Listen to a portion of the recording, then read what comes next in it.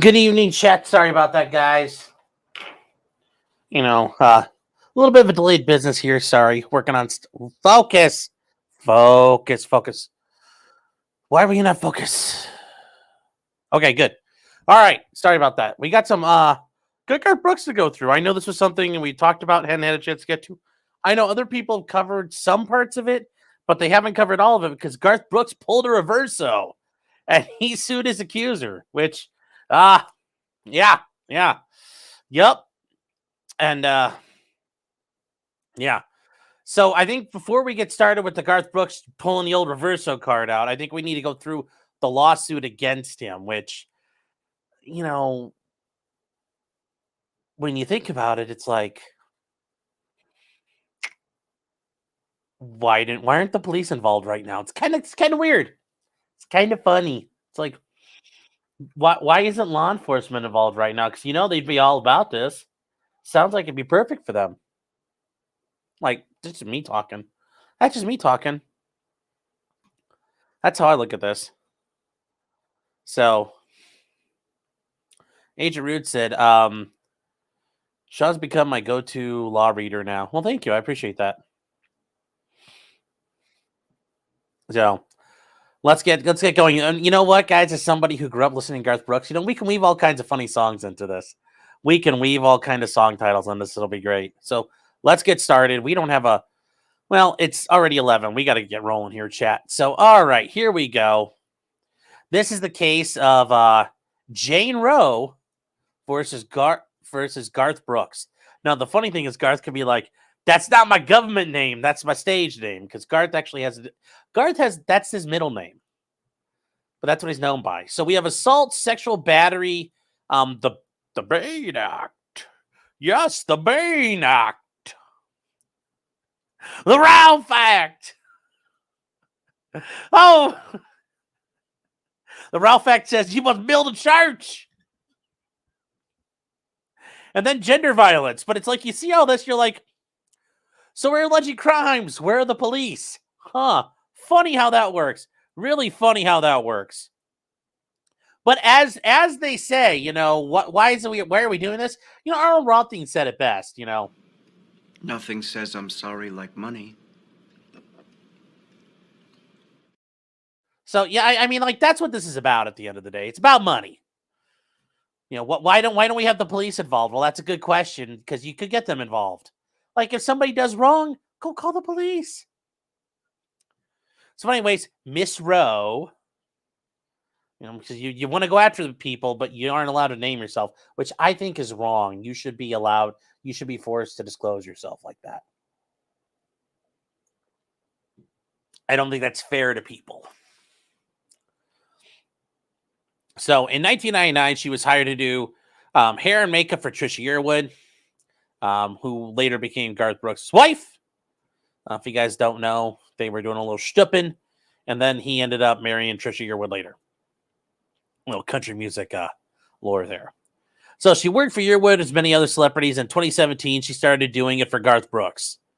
In 2019, Garth Brooks learned she was experiencing financial difficulties and hired Miss Rowe more often. She was grateful and thanked him, and it didn't take long for Brooks to take advantage of it. Okay. Brooks sees what he saw as an opportunity to subject a female to a side of Brooks that he conceals from the public. This side of Brooks believes he's entitled to sexual gratification when he wants it. Oh, so he's pulling a Vince McMahon. He's like, yes, more. And using a female employee to get it. It is fair game. It's like, well, we're talking about Ralph again. Everything's fair game. Okay, so one day when she was at Brooks' house to style his hair and do his makeup, she looked up in horror as Brooks walked out of the shower naked with an erection, pointing his penis at her. It's like, well, it's out of the Vince McMahon playbook, chat. I mean, we're at the Vince McMahon playbook here. The good old Vince. He's pulling a Diddy, too, yes. Yes. Yes, he had an affair with Trisha Yearwood. Yes, and if I didn't make that clear when I said they're stupping, yes. He left him and Trisha Yearwood had an affair. He got divorced from his first wife, and he married Trisha Yearwood. So, yes.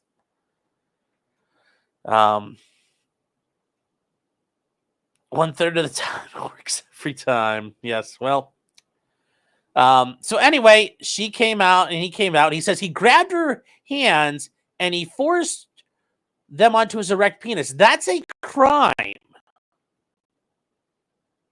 That's a crime. Why are the police not involved? This happened within 5 years. What's the, you know, and I forgot to look this up.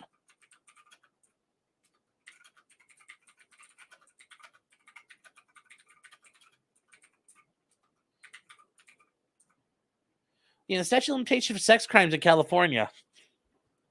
You know, so, you know, and it looks like roughly about 10 years, at least. I mean, in Ohio, this would be about a 6-year window. So they're still within it. So where are they? Why are we not, like, if this happened, I'm just saying, if this happened, why aren't the police not involved? Get this motherfucker arrested, because you're not going to, even if you get your money, lady, even if you get paid, like, you're not going to stop them. You have to stop the bad man. It's the bad man paying you isn't going to stop him from hurting other people. You stop bad men by putting them in prison, but then you don't get paid and you don't make money. So I'm not just saying, I'm just saying here, chat. I'm just saying something's up here.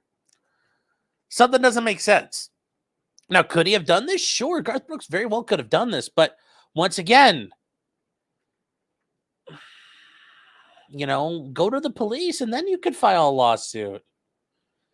I'm just saying, you know, and Tim, yes, she could file a criminal case after civil.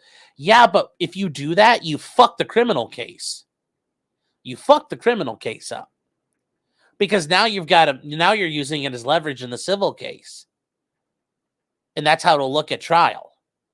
File the criminal charges and then sue him. I mean, that's the way that makes sense.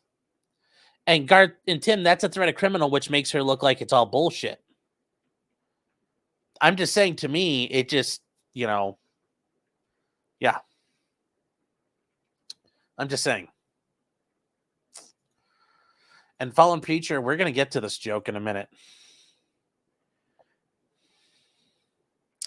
So there's more, chat. It gets more interesting after that. Brooks told Rowe he had fantasized of this moment and wanted her to perform oral sex on him so he could come all over her face, specifically while she had her glasses on. So he's one of those guys who's like a librarian thing going on. Okay. Shocked and confused. I mean, yeah, you're there to do hair, and some Garth Brooks says he wants you to blow him. I'd be a little confused too and shocked. Miss Rowe pulled back and said she was not going to do what he wanted. Knowing that she needed the work, however, Brooks correctly predicted that Miss Rowe did not leave. Okay. Well, what does that mean happened? What happened after that? What happened? Did she do it? Did she give him a blowy? Did she let him be a backstop? We don't know. It doesn't say. I'm just saying something a little questionable here. Doesn't make any sense. What happened after that? She didn't leave. Okay, well, what happened? So in May 2019, Brooke asked her to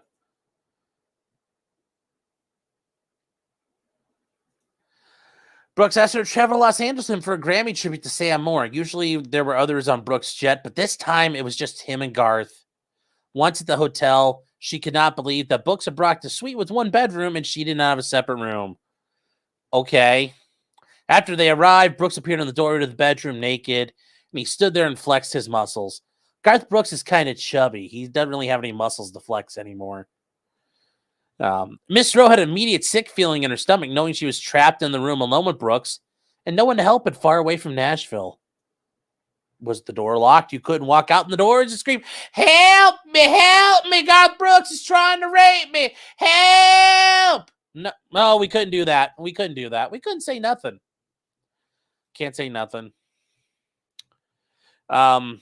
Tragically, her worst fears came true seconds later when he was towering over her. His 6 foot and almost 300-pound frame ready to pounce on Rowe. I thought you said he's flexing his muscles. You said muscles. He was all muscly. And here he's fat. How does that work?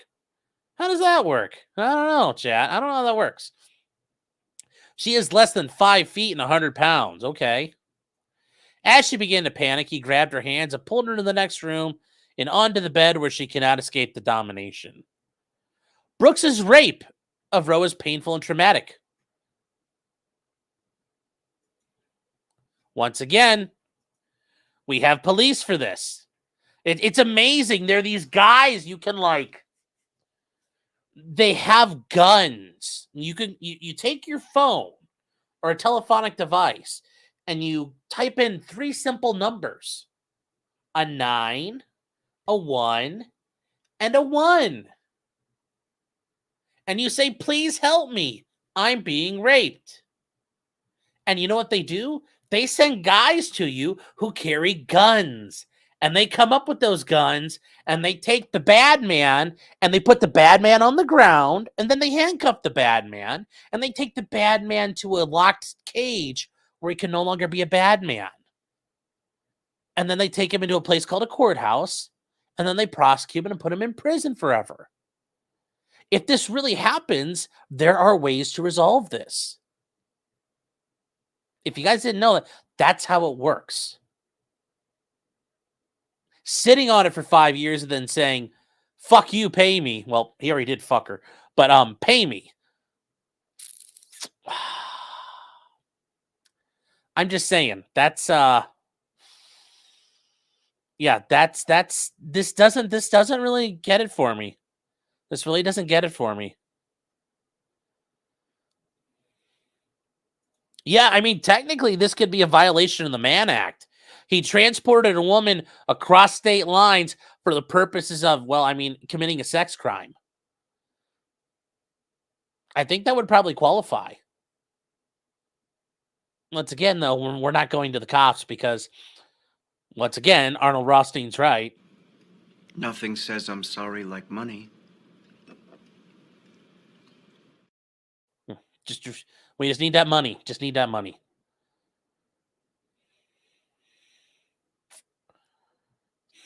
So I'm just saying.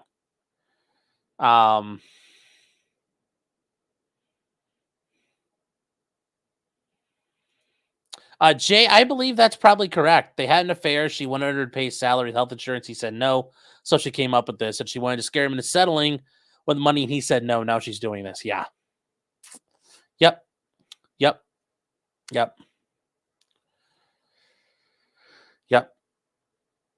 But yeah, guys, not buying this. I'm already not buying this. This sounds like garbage. Having no regard for her well-being and intent on his own gratification, the expense of Rose's physical, mental, and emotional trauma at some point during the nightmare, Brooks even held her small body upside down by her feet and penetrated her. That doesn't make any sense. If he's holding her like this, you know what? He's just popping in her mouth? Like, she's seen too many porn movies, or her attorneys have. They've watched too much porn. I can imagine this lady sitting there in her attorney's office. You know that movie where the little white girl's got the 5 black guys all around her? It was like that, but it was just one Garth Brooks. Oh no! It's like, how is he doing this? I mean, he's 300 pounds. He is not a physical shape. How is he, like, it doesn't really work here. She was helpless to move. This reads like a fucking dirty novel here. She was, and I quote, she was helpless to move from his grip and terrified at what was happening to her. While he held her upside down, dangling by her ankles, all the blood rushed to her head, causing her to be dizzy and sick. While Brooks forcefully penetrated her, he said perverted things to Miss Rowe about his sexual prowess. Brooks also repeatedly slammed his penis into her vagina, causing Rose's back to keep hitting his body over and over with such force as she felt if he was breaking her in two.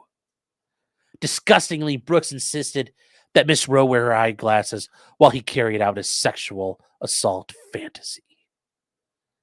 With cold disregard for Miss Rowe, when Brooks finished, it was business as usual. Miss Rowe worked quickly to style his hair and do his makeup for the event, so he was on time. End scene.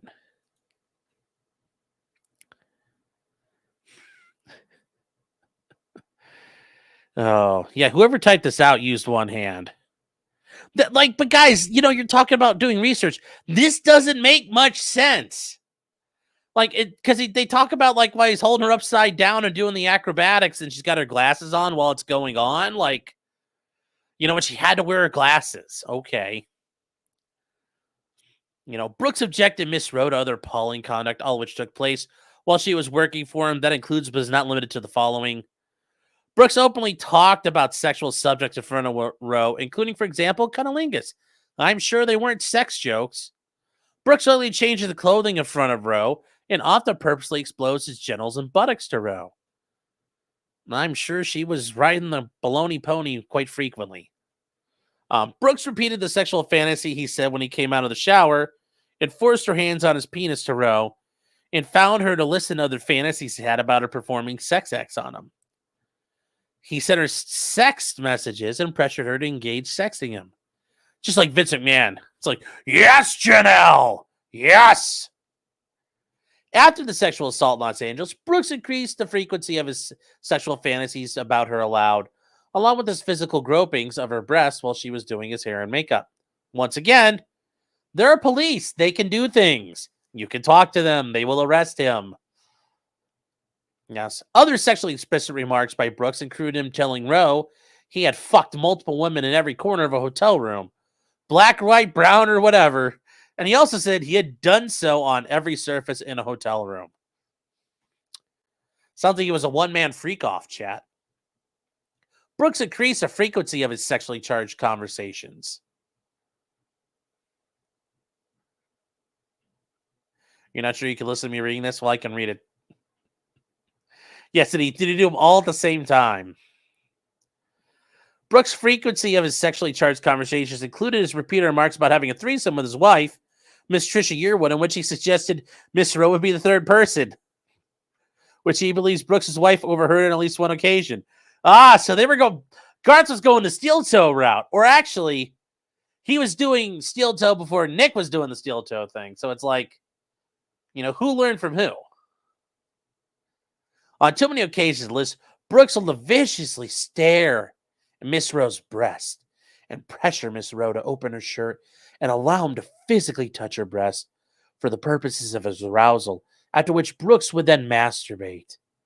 And regarding this, Brooks, who said he would take care of himself, also told Miss Rowe he could not let her see because when I come, it's gallons.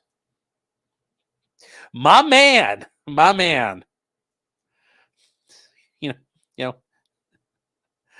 She went to work for him that summer. A broke hairdresser far from home. He was a horny country singer. For a hairdresser, he wanted to bone. Oh. Been there on the gallons, yeah. Oh.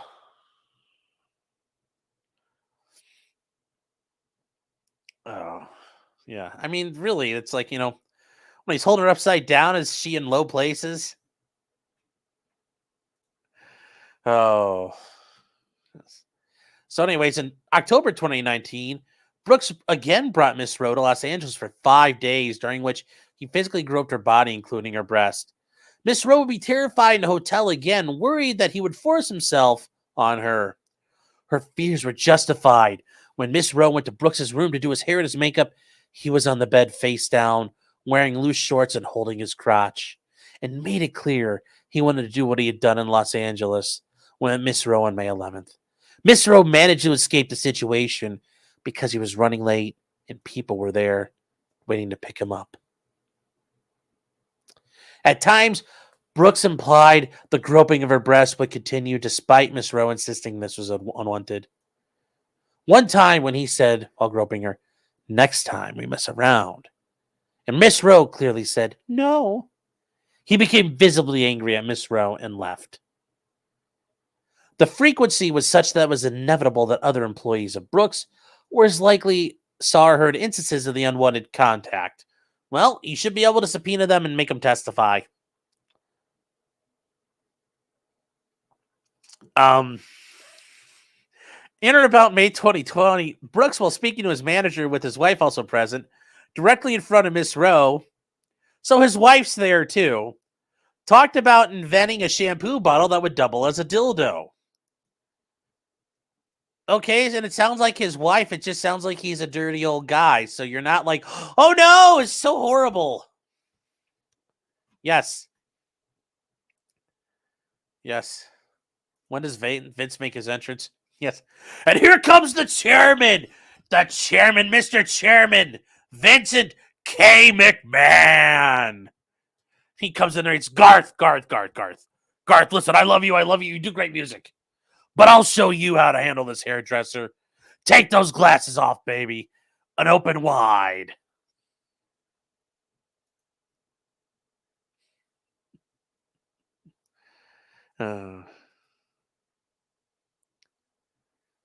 So butts and bottles is like the Minnesota polycule, yes.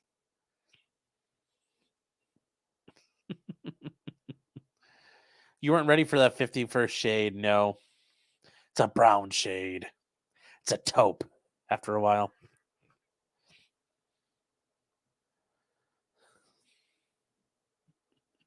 This is an erotic novel, yeah. Oh, he's shameless. Oh, he's very shameless. Oh, God, I need...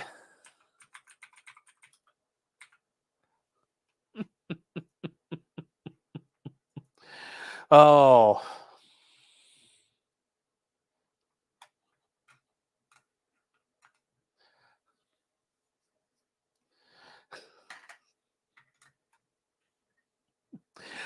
Oh, yeah, chat. No, I mean, oh, this shameless. Oh, there's so many good ones, you know. If he went to Jamaica, he could sing about the bulls in the blood and the dust in the mud, and they call the thing a rodeo. Oh, whoa, whoa.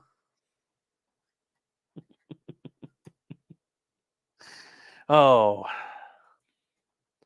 Alyssa's going to have to clip all the songs out of this, I bet. We need a Vince face sticker. Yes, we do. Oh. They should have capitalized Brooks like the federal indictments, yeah.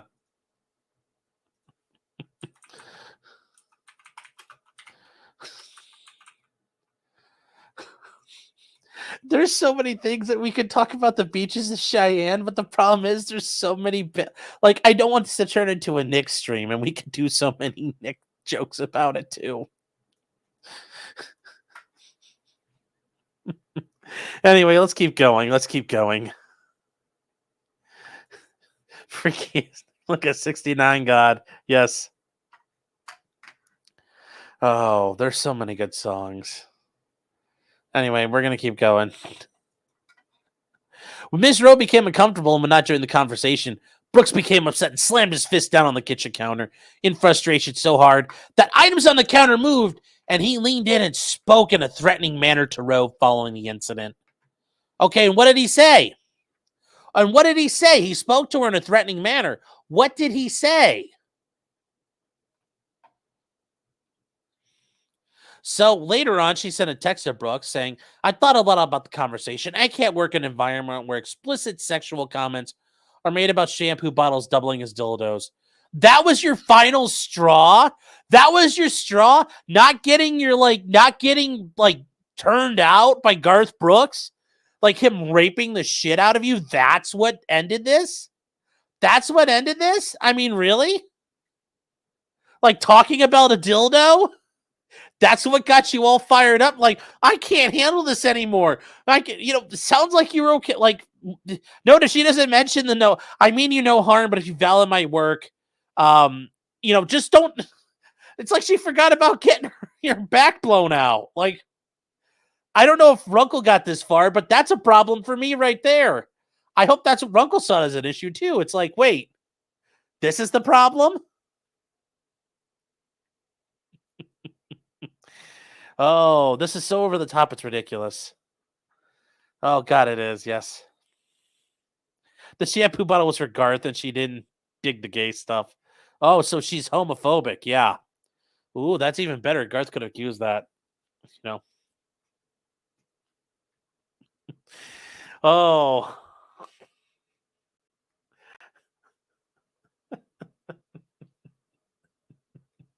Oh my God, I gotta sing it though.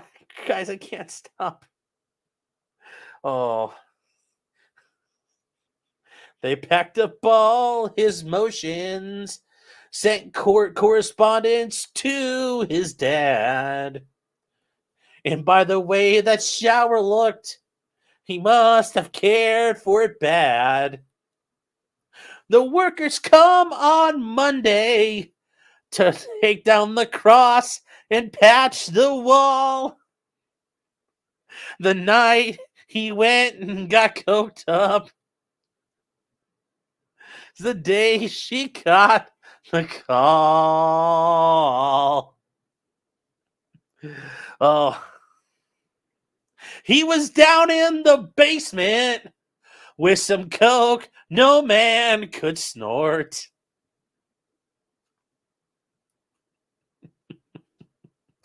Oh, God. But yes, this is just so... Oh. Yeah, I can't. Anyway, though, during the phone conversation in 2020, she told Brooks she was upset that he told his wife that Miss Rowe had seen his penis. This sounds like an open relationship. Like you're telling, hey, Trisha Yearwood, your hairdresser friend, she's been playing with my wiener. It's like Trisha Yearwood hasn't divorced him. She's probably like, that's my man, just running around fucking everything. Like, this doesn't sound so bad. This sounds like somebody who just wants some money. So during phone conversations, okay. So Brooks tried to minimize what happened and said, oh, sweetheart, for one, I think you know Trisha pretty well, and she hasn't, and she wasn't uncomfortable. And I said, you saw my stuff, that was it. We were talking about something and it just came up. Look, I'm worried you are overthinking this. After the sexual assault in Los Angeles that we didn't report to the police for some reason, Brooks told Rowe about a mysterious text message he received in which a person claimed Brooks had ruined his life. In a phone message conversation, Brooks said he had no idea who texted him the message and suggested he thought it was Rowe's husband who had sent the text and tried to get her to reveal her husband's phone number. So these are direct quotes from audio recordings. We couldn't go to the police. We couldn't go to the police about this. We couldn't go to the police about this chat, but we're fucking recording it and putting together a fucking lawsuit. I couldn't go to the cops right away, but oh no, I'm building a fucking civil case against this guy. Fucking spare me. Fucking spare me. Spare me. Yes, please describe Mr. Brooks's penis. Yes. I mean, this reads like a crock of shit.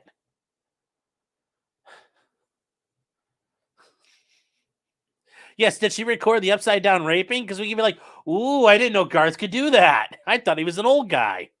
That's pretty good. But yes, regret after consensual sex isn't rape. This isn't regret. This is a lady who wants a fucking, money. This is somebody who wants money. It's like, Mr. Krabs, what do you like best in life? Money. Brooks told Rowe, I never want to hurt anybody.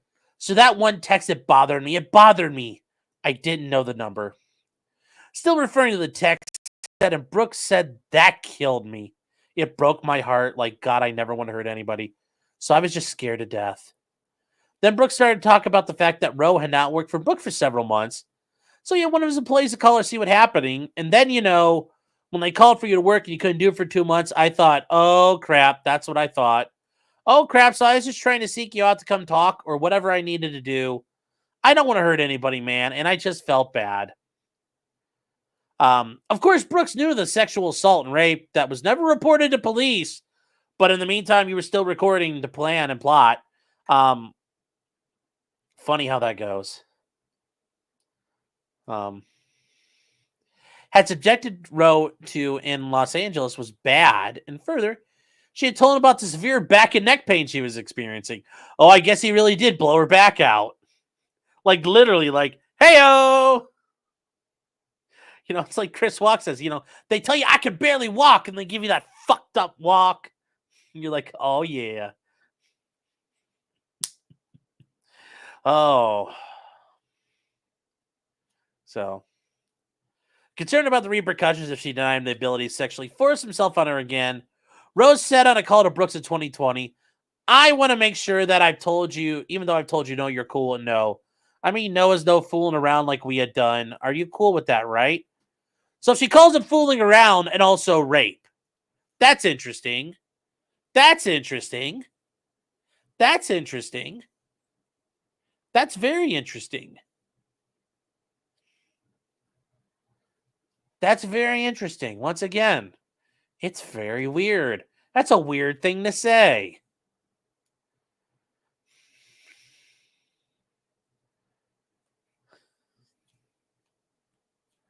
Garth needs a side hustle as a porn actor. Well, he could probably do it. If he can do all this shit, he sounds like he's, you know, he's in fighting weight. She's hoping for workers' comp if the assault part doesn't stick. No pun intended. Ballsy. No pun intended. Oh. Okay, Reformed. This is also somewhere else we've seen this. It's Chris Gaines that did it. Chris Gaines was Garth operating under an alias in Australia. So that's why you guys are seeing Chris Gaines. That's some inside Garth Brooks. Not everybody knows that about Garth. Brooks says hi, T. Oh, I bet he does. I bet he does. Oh. So.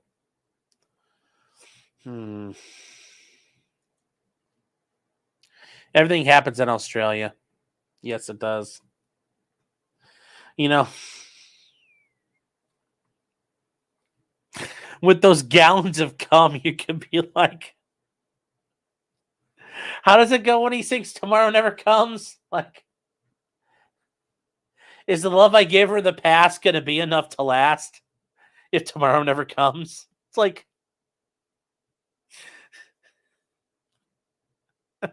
I'm sure it'll last if it's gallons worth. Oh. Are there rapes in Baton Rouge? I don't know. You know, the events of the replays of last night events rolled through my mind. Except for a scene or two, erased by gallons of cum in your eyes.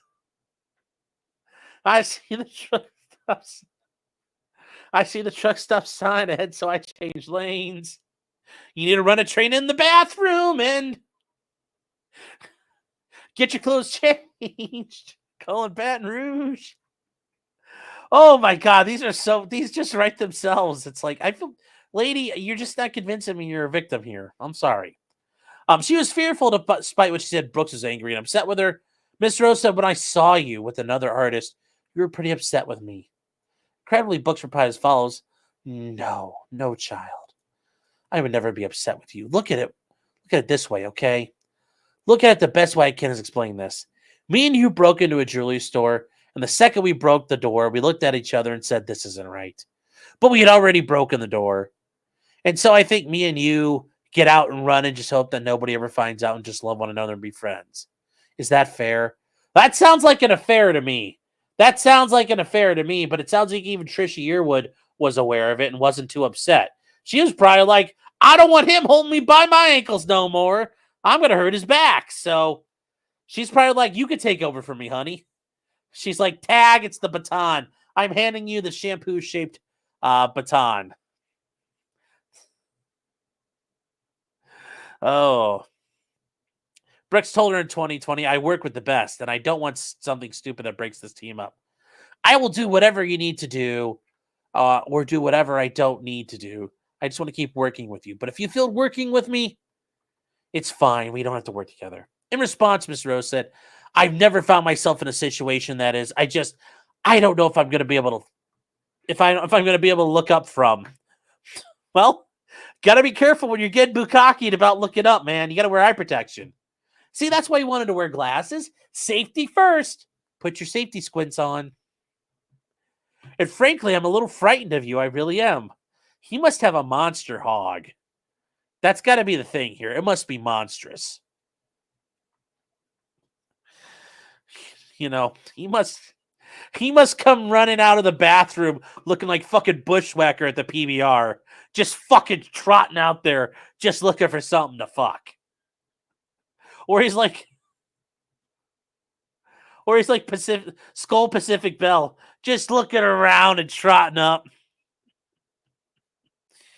Oh. You know, Brooks said, "Sweet baby, I'm so sorry. I can't imagine. That makes me frightened of you." Frightened of you? Jeez, maybe she's got a bigger dick than he does. In this phone conversation, Roe explains it will be difficult to work with Brooks again, to which Brooks said, "I'm asking you to work together forever." Sounds like an affair. "You have a place here in the cover as long as you want it. I'm lucky to have you. I don't want this to go anywhere. And I don't want something that happened in the moment to screw the whole 20 years I've known you." Yeah, it sounds like some workplace tension boiled over.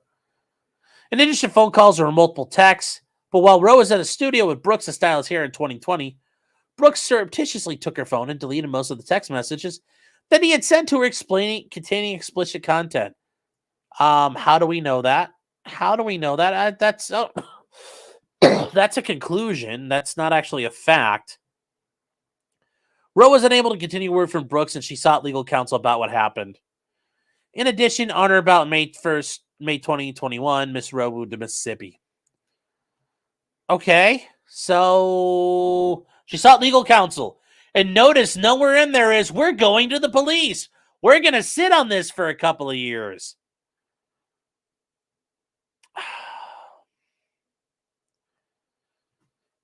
Okay.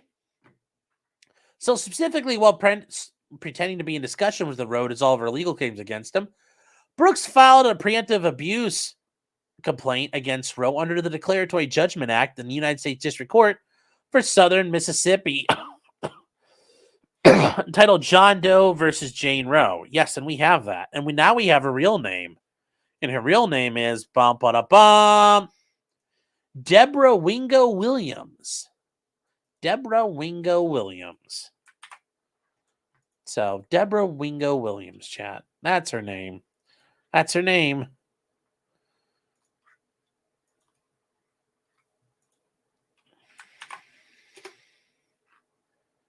So, anyway, we're going to keep going here.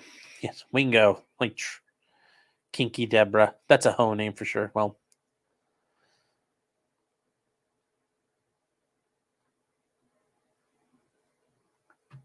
Wingo, we're in the South now. Yeah, Wendigo. Oh. That's the same as saying, yeah, that's exactly what you say after an extramarital fucking. Yep. Good to see you, by the way. Yeah, let me tell you a story about my life got turned upside down. Yes.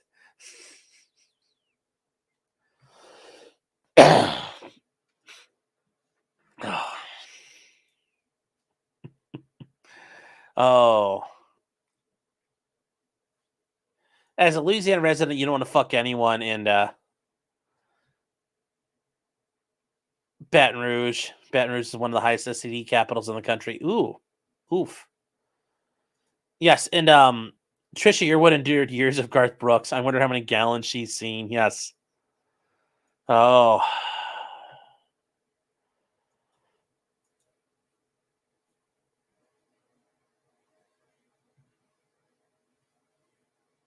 Oh. Hell is a rich country singer here. I hate to be the maid that cleans up in a Garth Brooks room. Oh, yeah. Gotta get the wet, dry vac out. Get the shop vac out. So, I bet Garth. Yes. Yes. A worn out tape of Chris Ledoux. Just so he can set his mood. Oh, yeah. Yes. The abusive Mississippi action seems like a Garth Brooks song as well. Yes, it does. Yes. You know, and if this lady's got a big ass, she could be a member of the American Badonkadonk Bar Association. Oh. Yes. Blame it all on my roots. My cum, it just shoots all up in your hair.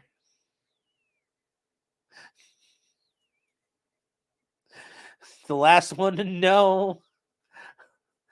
The last one who would blow me.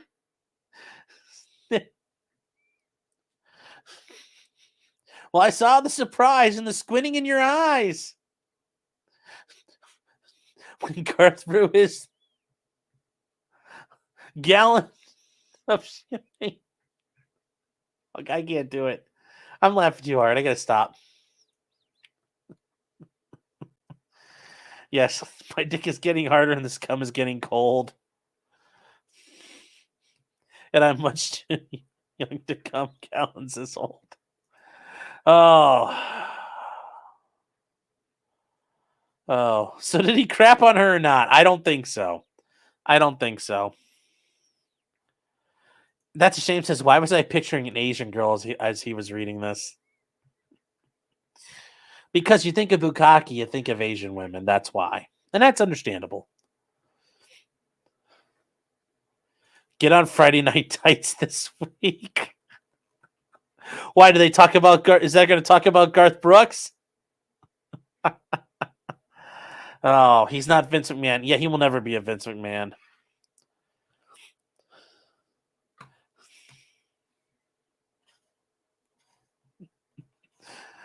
Oh. Wait, hold on here. Hubbleson says that's why they call them gallon hats, because the Cowboys would fill them with cum. And that was the size of the hat they would wear. Is that how it works? So if I go in and get a hat, that's what happens. Oh, how do they do that with those like those summertime hats that are kind of made out of the thin, like, I don't know, it's made out of like corn or whatever the fuck it's made out of, straw. And they got holes in the top, your cum would just leak out. So I just don't know how that would work. Yeah. We lost the Chicago girl. Yes. You're right, Brandon. Yes, they never see it coming.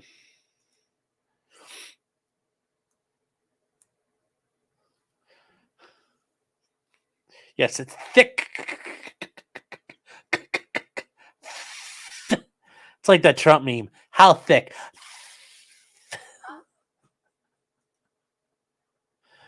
Oh, corn hat for the corn harvest. Yes. Okay. Anyway, we got to keep going here, chat. Oh, God, it's already midnight. We got to roll. Okay. Incredibly, the abusive action. Brooks labeled himself. Actually, wait. It's fucking Columbus Day tomorrow. We don't have to be anywhere tomorrow. I just got to work in the morning. Incredibly, the abusive Mississippi action labeled himself the victim and claimed that Rowe was a lying extortionist who intended on destroying his professional career. Brooks alleged she filed her complaint in California only because Brooks refused to give her a pay raise and health insurance. Well, it is a little weird. Why only in California? He didn't do this anywhere else? Huh. It is a little weird. Well, I live in Mississippi now, and I lived in Tennessee at the time in Nashville, and I'm pretty sure it's where Garth lived, and probably a lot of this happened there, but only in California we're worried about. Huh. Yes. It's like we're learning stuff about this. The abusive action is to bully his victim by utilizing his multimillionaire resources to game the legal system. Well, that's why you went as Rowe and didn't use your name. You're gaming the system too. As part of a lawsuit filed against Rowe in desperation, Brooks simultaneously filed a motion to proceed on a pseudonym John Doe. The basis for this is he has a well-earned reputation as a decent and caring person. Yeah, he pretty much does. Therefore, if the allegations are disclosed, it would create unavoidable damage to his family, which it would. Brooks, even the whole Trisha Yearwood thing, a lot of people didn't really care too much about that ultimately. Garth Brooks still huge. Even like got to do his Central Park concert and all that shit. Despite his millions of fans learning about horrific things he's done to a junior female employee who did nothing to deserve such treatment. But our legal system is not a place to allow wealthy wrongdoers. Yes, remember, chat, nothing says I'm sorry like money. The ability to run workarounds on sexual assault victims who attempt to hold their perpetrators accountable. Yet this is precisely what he's doing. As set forth below, these actions are pursuant to the Sex Abuse and Cover-Up Accountability Act. The SACA. Her claims are based on conduct that occurred after January 1st, 2009 and are commenced after January 1st, 2019. She seeks all appropriate relief to redress egregious and lawful violations of common law torts for battery and assault, and under the California statute for sexual battery, the Bain Act. Yes, the Bain Act. Do you feel in control? The Ralph Mail Act, and the gender violence issues. Yes, Garth Brooks or Jane Roe is a citizen and resides in the state of Mississippi. Garth Brooks is an adult citizen, resides in the state of Tennessee. It's interesting why you didn't go to Tennessee. Maybe you're not you're not a 10 that we see. I don't know. California's jurisdiction, because under California rules, okay, the venue is proper because acts and transactions described herein occurred within this county. Okay. The facts common. At 62, Garth Brooks, a 2-time Grammy winner, multiple Academy of Country Music Award winner, and CMA winner, sold more than 162 million albums, making him the second best-selling artist of all time in the U.S. all-time, second only to the Beatles in total albums sold. Yes. Garth Brooks was fucking monstrous, chat. And if you guys don't realize, in the 90s, he was like fucking hot shit. Especially the first half of the 90s. He was on fucking fire. I remember, dude. It was fucking crazy. His estimated net worth is only $400 million. That's interesting. I thought it'd be a lot more. He made $45 million in 2018 alone. I see something there. How many sets of glasses did this lady want? When he's not recording music and selling it, he's involved in numerous foundations and charities, including many dedicated to children. Yes, so it sounds like he was trying to protect his fucking reputation as a decent and caring person. Wow! It's like you're fucking shaking him down. Oh my God, lady. Wow, it's almost like he was trying to be a decent and caring person. And it's almost like he does do that. Wow. Also, I don't know, Garth Brooks doesn't have that much hair anymore. He's been going bald for a long time. How much fucking hair is this lady really fucking styling? How much hair is she really styling? I'm just saying.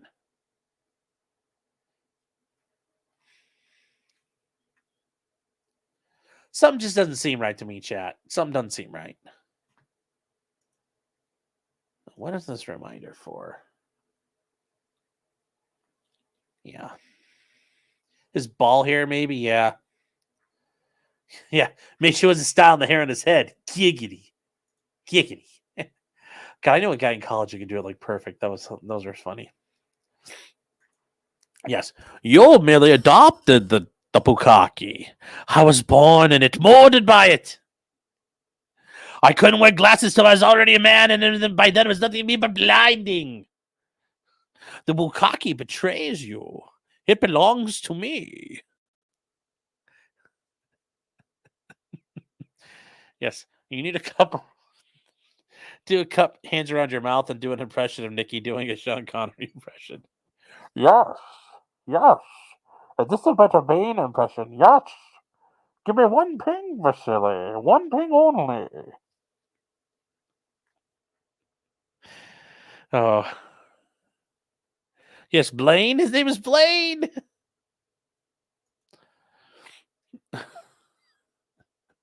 So here's Braid his ass hairs. Did that really work good, Kimbo? They expect to find one of us in the wreckage, brother. Okay. Anyway. Yes, Garth did take a bunch of his actor persona from Chris Ledoux and ended up writing tribute songs and paid Chris off in the early 90s. Yes, there's a lot of that's out there, and Chris Ledoux died very early on. He died really early. And that probably hurt a lot of that too. Yes. I've been edging for 3 days. Yes.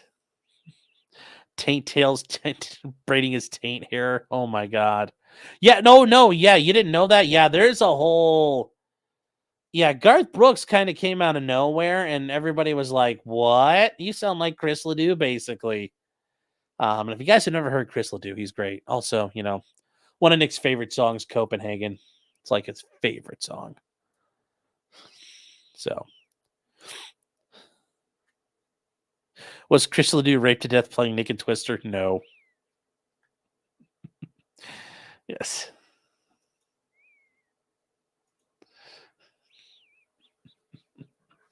All right. We got to keep going here. All right. So, yes, he does a lot of good shit. He does the Teammates for Kids Foundation, which partnerships with athletes and other celebrities and helps children by funding programs at hospitals to support inner city children. He does work for Habitat for Humanity, the Carter Water Project, which he and his wife were named inaugural Habitat Humanitarians alongside President Jimmy Carter and First Lady Rosalind Carter. Think about that's how big he did Habitat for Humanity shit. The Habitat for Humanity is like, you're up there with Jimmy Carter, who was like their rap god. Like, so yes, this does sound like a fucking shakedown. And he says, when it's connection with this work, Brooks has said, when I think of home, it is that safe place. One of those things you really don't have to think about every day if you always have had a place to live. The thing I've learned through volunteering is that everybody doesn't have a roof over their head, nor a safe place over their head. But what I love about Habitat is it provides a first step that creates a haven and a safe place. Trisha Yearwood has commented on his work and says with Garth, generous is the word that comes to mind. He really takes joy in helping others. I think Habitat fits him perfectly because it gives him a chance to do all the things he is just so good at naturally. Okay. Through his foundation, he built a playroom inside UCLA's Mattel Children's Hospital. This is a child life zone. It's what I love about child life zones is the one place in the hospital doctors are not allowed. If you got a child that needs care, what happens to brothers and sisters? Well, they come down here and they get to be away from the doctors. That's pretty cool. I've never heard of that before. That's pretty neat if they actually do that in places. He's done it in more than 15 hospitals. Yeah, this sounds like the guy who's just raping fucking hairdressers, doesn't it?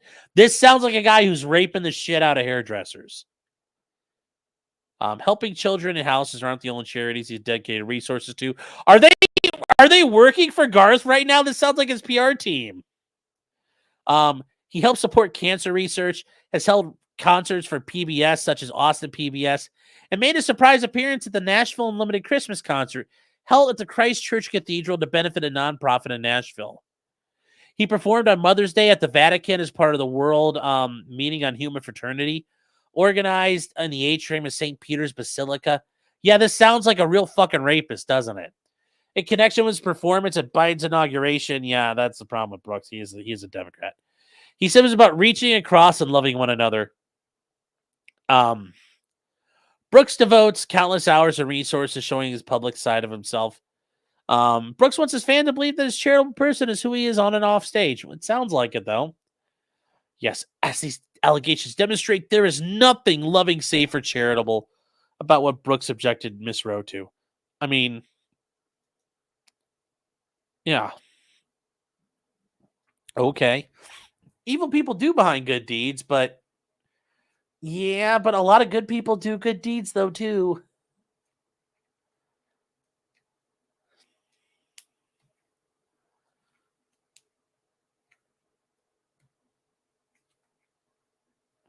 That's just a cover up, yeah.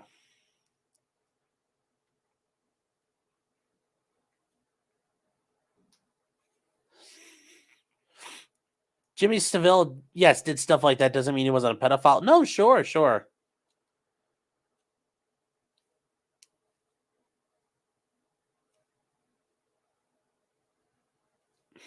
Nick wanted to build a playroom too. Not for his kids though. Oh my god. That's bad. Yes, it's a cover up.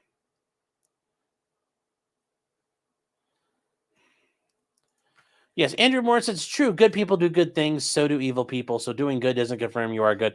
Yes, but it also doesn't confirm that you're bad. And at this point, none of this shows that he's been bad so far. I'm just saying.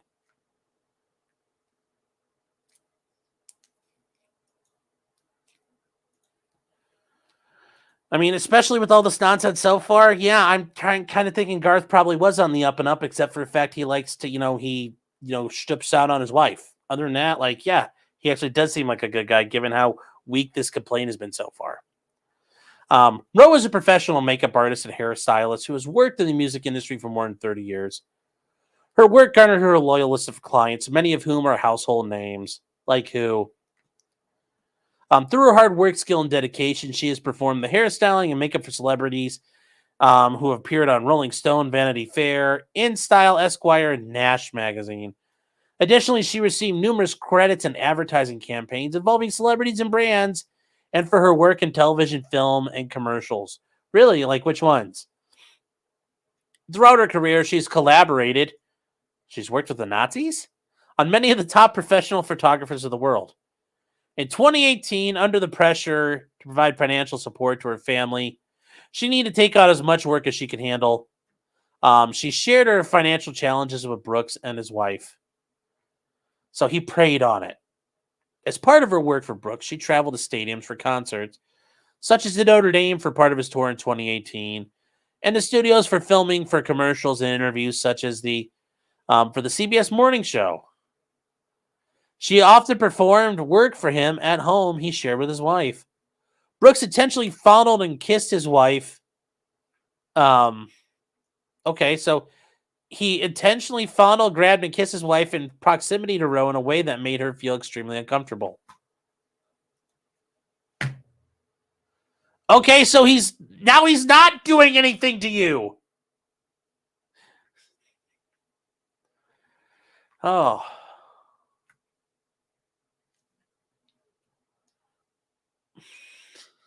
Yeah, so is this a polycool too?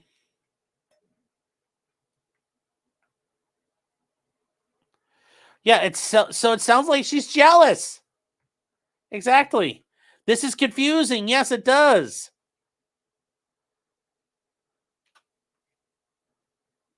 Yeah, why didn't she leave the room? This all doesn't make any sense. This doesn't make any sense. In addition, Brooks would tell Rowe that he thought it was hot to see his wife be with another woman sexually and implied that she could be the other woman. Okay? Although it was disturbing, she did not respond to such allegations. Miss Rowe had worked for Yearwood since 1999 and worried that Miss Yearwood would hear things he was saying to Rowe and be upset with her, even though, of course, such behavior was initiated by Brooks. Okay. So, for example, Brooks talked about his sexual subjects in front of Rowe, including cunnilingus. Why including? Why couldn't it be like, so no analingus? Like nothing else? Just cunnilingus? Just that?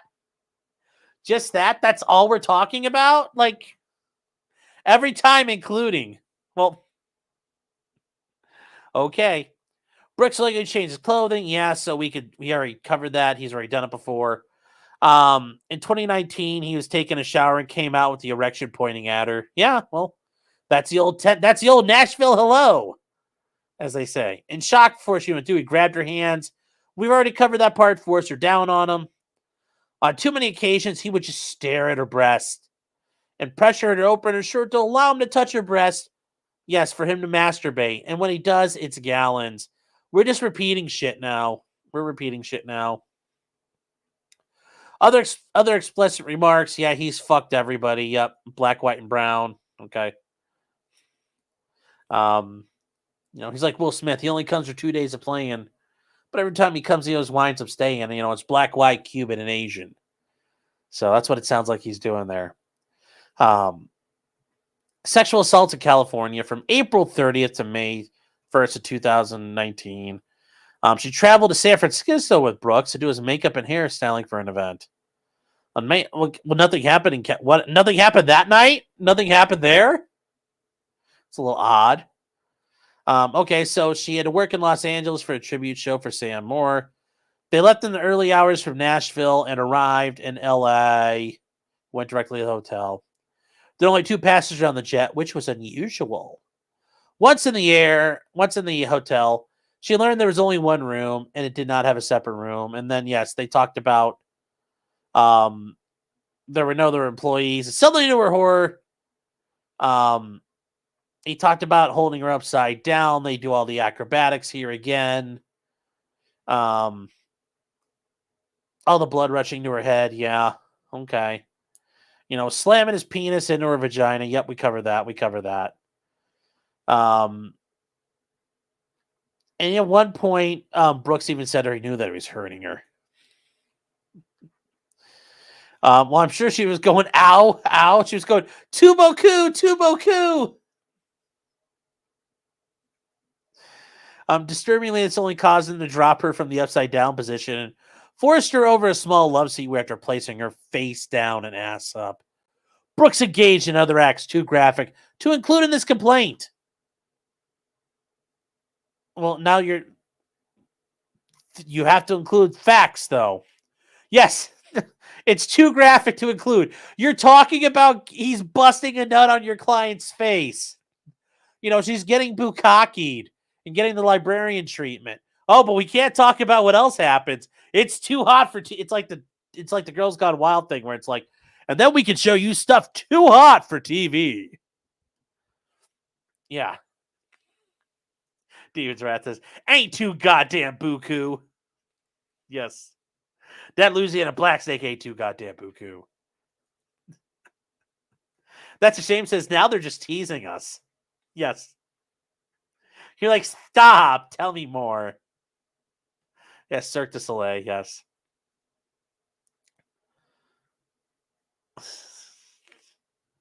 Reformed Convict is saying, I've been touching boobies and releasing gallons yet again like Garth. I think this chick has me confused with Garth yet again.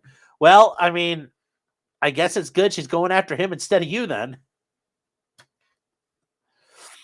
Oh. Yeah, that's the other thing here, too. If this happened once at their home in Tennessee, why would she hang around?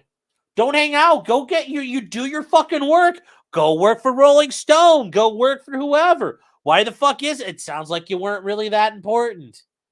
Sounds like these guys threw you a pity job, and then you're like, ooh, if I fuck him, I can sink my claws into him. Huh. I don't know if Brooklyn got that far, made that allegation, but I'll make that allegation. Smelling bullshit from a mile away. The duet with Andrew Dice Clay incoming. Oh! Yes.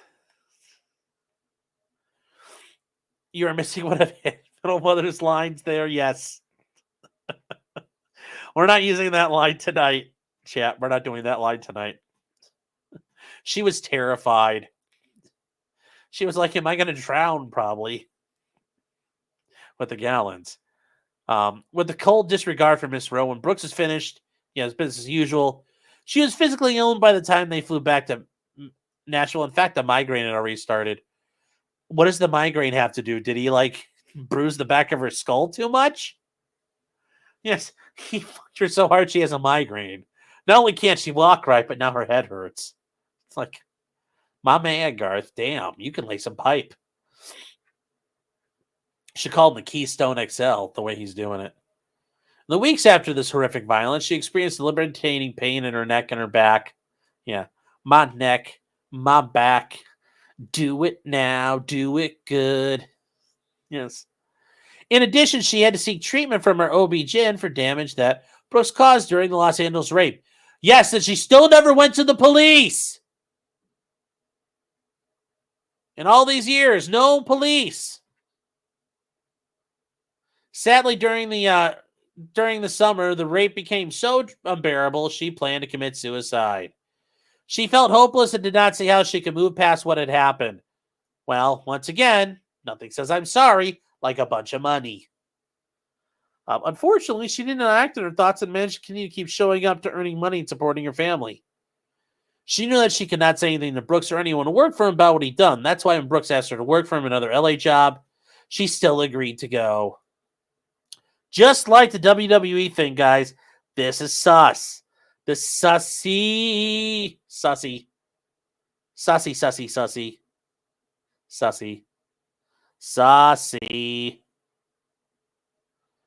Fortunately, other employees were on the trip and in close proximity within the hotel. However, this trip did not stop Brooks from repeatedly squeezing, touching, and groping her breast anytime he could. Well, if there are other people around, did nobody see this? Brooks even made her open her shirt to expose her breast to him for his own purposes. Well, we've already talked about him doing that. Her fears were justified as one morning she went to the room, and yeah, we already covered that. He was there. Brooks did not hide that he was angry and upset for not allowing him to sexually violate her. This is the weirdest rape situation ever, where she could just turn him down and Brooks just goes, well, fuck this, and walks away. Yes, such a fucking weird thing there. Such a weird fucking thing. You could tell him no, and he just goes, oh, well, shucks, and kicks a rock and walks away. Yeah, oh God, this sounds like so much rape.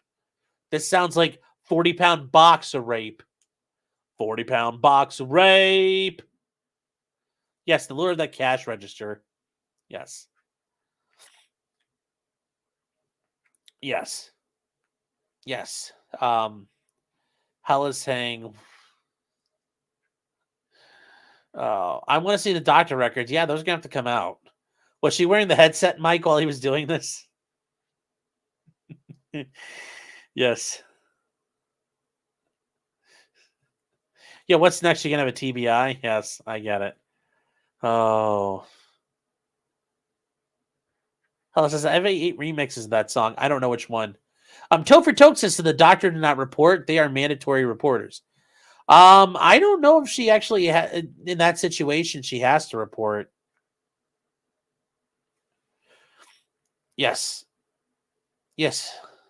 But it sounds like you're boosting. She got, a little wore out there. Garth Brooks took some tread out the tire. After the sexual assault and rape, Brooks increased the frequency of saying his fantasies about her aloud, including the gropings. Disgustingly, he forced her to do this while she was styling his hair and doing his makeup. How's that going to work while you're cutting someone's hair? How can you get your hair styled? She's behind you. How is he reaching behind her and playing with her tits? Or she's trying to trim hair and Garth is like, no, like that doesn't work. How does he do the makeup where he's motorboating her? Like it doesn't work. At times, Brooks implied the groping would continue in spite of insisting as unwanted. And then, yeah. And once again, she says no, and he became angry and left. This doesn't sound like it's it doesn't sound like this is really like what she's claiming here. I'm just saying. Okay, see, we get to the shampoo bottle. Once again, guys, this is just all this copy and paste. The shampoo bottle dildo. Yeah, we got it. Blah, blah, blah, blah, blah. The jewelry store thing. Yep. Yeah, guys, this is all a repeat. This is all a repeat. Okay. So, although Brooks deleted everything on his phone, some texts remain in which those, I'm sure he deleted them. It wasn't her. Which he encouraged Rowe to speak in a sexualized manner to him, as such as referring to his huge stick. He says, warm fact, and that huge stick you carry, Roosevelt. I'll take that nickname. Thank you. I love you. Based on the information set forth, which is a sampling, some but not all of the acts, it's obvious. Yeah, it is obvious because it's like she's a hoe. She's a hoe stealing money. It doesn't sound legit. Fortunately, Brooks is not entitled to misuse legal statutes. No, just hoes, Ken. Roe the hoe. Mr. Rowe's agency as survivor and ability to hold him accountable for his predatory behavior should not be thwarted by the preemptive abusive action. No, it should be preempted by a fucking felony case. Once again, call the cops. They'll go, wee woo, wee woo, wee woo. And they'll go, Mr. Brooks, we have you arrested for rape. Come out now or we'll shoot you in the penis. And then he'll come outside, surrender, and then they'll handcuff him and take him to prison. Easy enough. Yeah, she calls him Roosevelt because Teddy Roosevelt said speak softly and carry a big stick. Yes. Yes. I ain't saying she's a gold digger, but Garth Brooks ain't no broke nibba. So, she commences action to hold him accountable. A rape sentence in, the California prison system would be accountability too. Just saying. Just saying. So the complaint of assault, he caused harmful offensive conduct by intentionally bringing her to California, purposely isolating her from employees. Brooks ensured that they would share a suite. He subjected her to unwanted sexual intercourse and raped her for his own gratification. Okay. Batteries, he engaged in unlawful and offensive touching. Yep. Okay.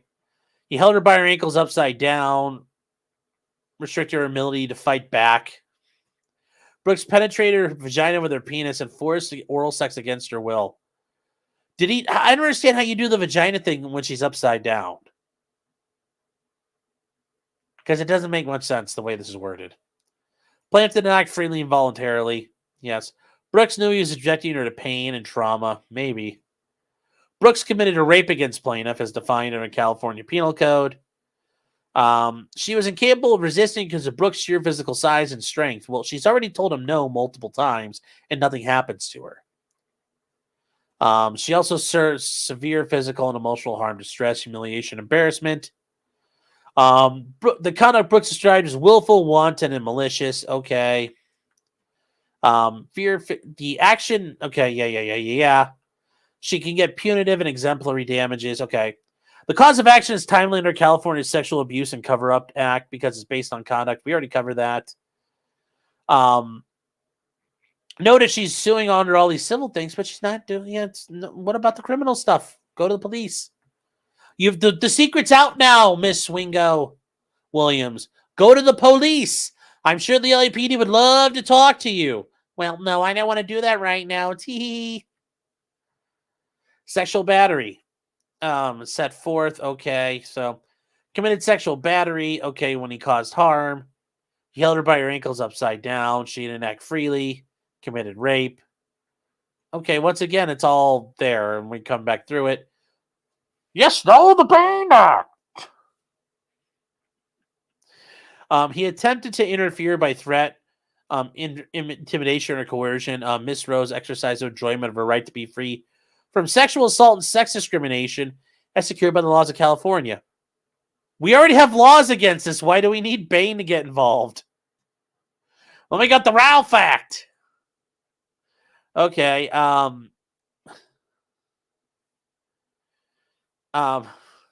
So it was all relevant times. Brooks committed a violent act against Roe, motivated by her sex, by penetrating her vagina's penis without her consent, in that he would not and could not have committed the same violence against a man, and that violent act was a substantial factor in resulting physical and mental harm. Well, I mean, is Garth Brooks now being penalized because he doesn't fuck guys? Like, that doesn't, like, that he would not and could not have committed the same violence against a man. He could have raped a man. Because he doesn't? Does that mean, like, does he have to go out and fuck a guy forcibly and be like, look, see, this law doesn't apply? I mean, it's just garbage. And more, guys, once again, it's objecting to the groping. So the prayer for relief, monetary damages, punitive damages, attorney's fees, and a jury demand. Cool. Is this a lawful law? Yeah. S. Diddy, yes. Yes, because in order to do ass play, he's in trouble. Yes, did California just say men can't have a vagina? That's very transphobic. I know. Yes. It's a problem here. Brooks Ralph mailed her. Yeah. Is her vagina's penis? Yes. Penis. It's like Varsity Blues. Say it with me, everyone. Penis. Vagina. Oh. Isaac Brooks Wholesome Gabagool Art says the Gover is the real evidence I've seen. Thank you, Isaac. It's good to see you, man. And Malcolm's been a member for 6 months, saying that was the wrong stream to listen to while shopping. Yeah, this would be a little awkward to listen to while you're in the middle of Walmart. Yes, and if Bane ever did Bukkake, No, brother. They'll expect jism to be on your face, my dear. Wipe it not. yes, No, brother. They'll expect one of us to have a gaping asshole. oh God, this would be the tallest thing I've ever heard at Walmart. Yes, it would. Oh, the tamest thing you've ever heard at a Walmart. Yes, yes, it's your prostate orgasm. Yes, I'm sure. I hope they do a computer recreation for the ankle position. I need to understand it. Yes. We all want to take we all question this.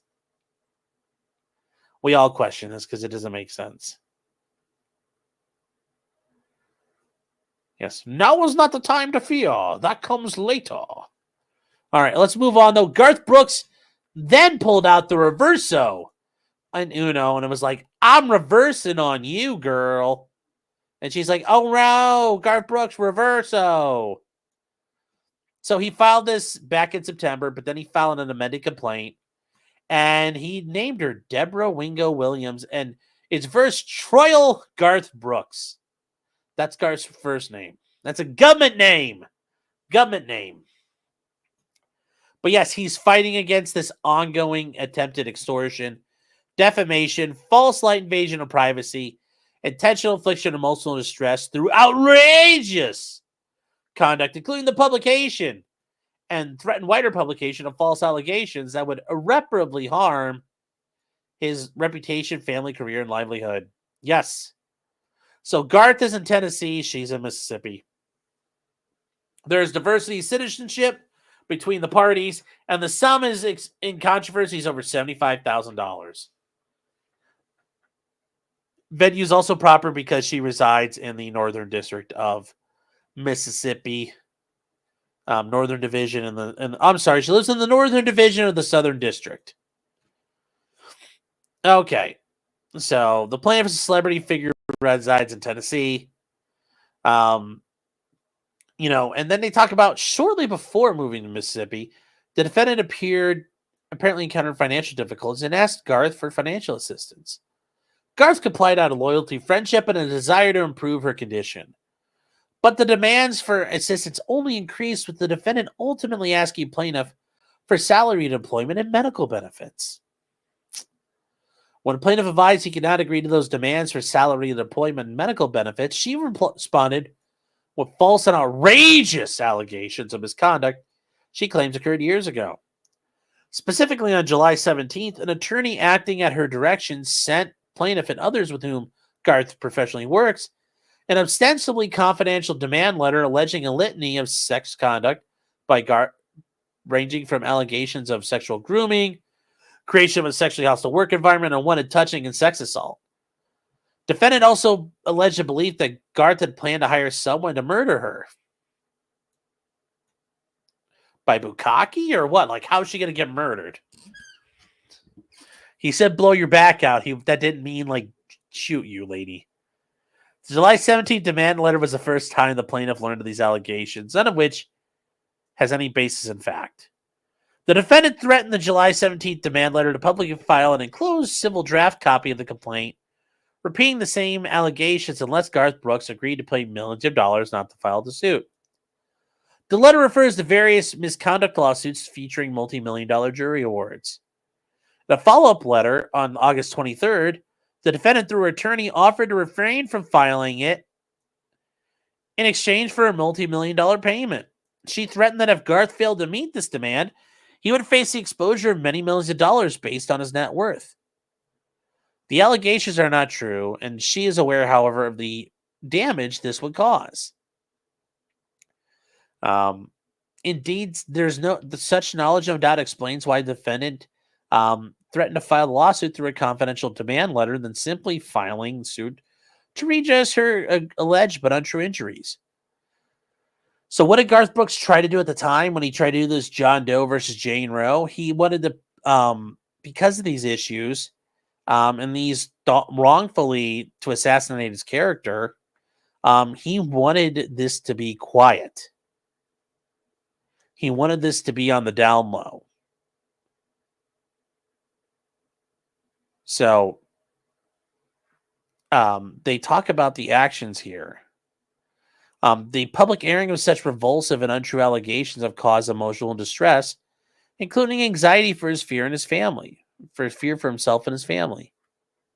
The attempted extortion constitutes intentional and outrageous conduct that was intended to and did in fact cause plaintiff serious mental injury, amounting to intentional infliction of emotional distress. The defendant has defamed plaintiff by intentionally publishing her July 17 letter, and enclosed complaint containing these allegations to persons other than plaintiff. The defendant intentionally published these statements to others with knowledge that they were false and defamatory.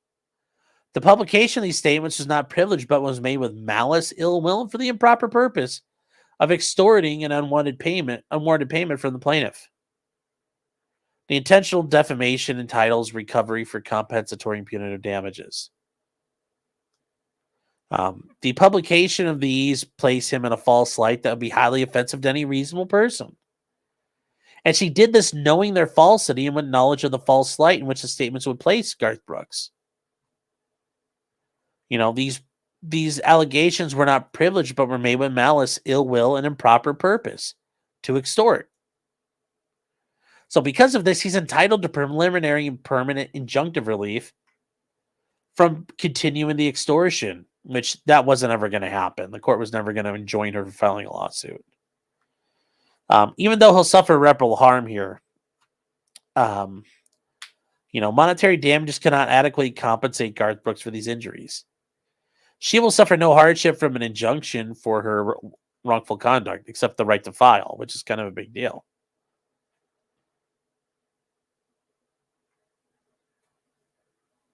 So what do they ask for? Well, they're asking for a couple things. A declaratory judgment that the allegations against him are untrue. Compensatory damages approximately caused by the defendant's intentional infliction of emotional distress, defamation, false light, invasion of privacy, and including incidental and consequential damages. I don't understand, though, because he doesn't really cite any case law here. So this is really bare bones here. I don't know if this is really going to work. Punitive damages, preliminary and permanent injunctive relief, prohibiting from continuing the extortionate behavior. Well, that's not going to work here. Reasonable cost, prejudgment, post-judgment interest, and other relief the court may deem appropriate. And they want a jury trial.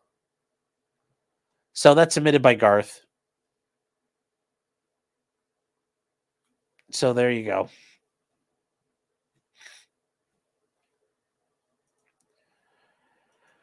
Yes.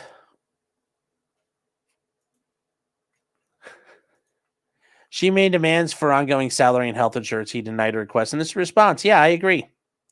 This seems sketch.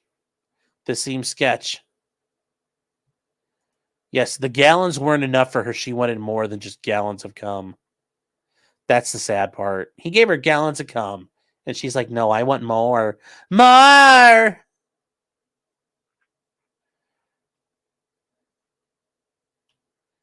Sounds like she wanted to have a lifetime salary, pretty much. Yeah. But if she has so much work, go talk to her other friends. All those famous people she knows, she can go contact them. I'm sure they have work for her, unless she really doesn't have work with them anymore. Huh. It's almost like she's like, nope, that's not true. She doesn't really have any work anymore. Like, ooh. Like, is she washed up? I don't know, chat. It sounds like it a little bit. So.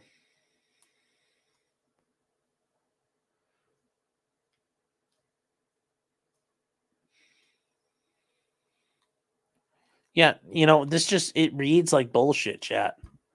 Reads like bullshit. So, once a word is out, she's not going to work for anyone except Supercuts. Well, I mean, it sounds like that's what she needs. Like, it sounds like this lady's a fucking liar, which it's just not cool. Why is she fucking lying? Why is she lying, or why does her case sound so shitty that she sounds like she's lying? You know, I get it. Sometimes you have like moronic witnesses, but this lady just seems like she's out here trying to get her scamola paid off. So,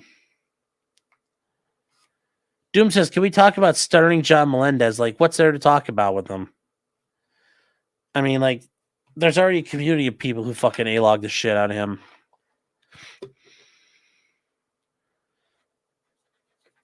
Sounds like she was enjoying it until she wasn't anymore. Sounds like she was enjoying it until she realized it wasn't going to be a long-term thing.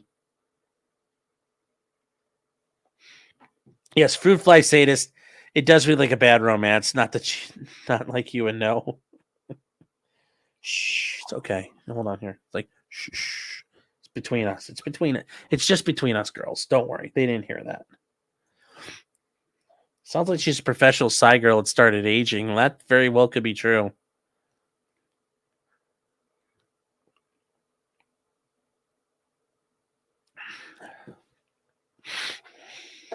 Very well. Say, chat didn't hear a thing, Fruit Fly. Yeah, I know, they didn't. Don't her lawyers talk to her and say, hold on, some of this sounds nutty? No, some of her lawyers are like, cha-ching, we're going to pay for the boat this year.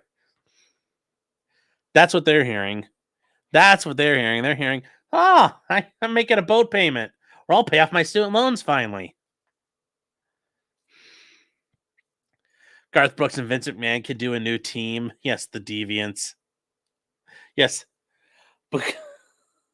Bukkake and Scat. They call themselves BS. Bukkake and Scat.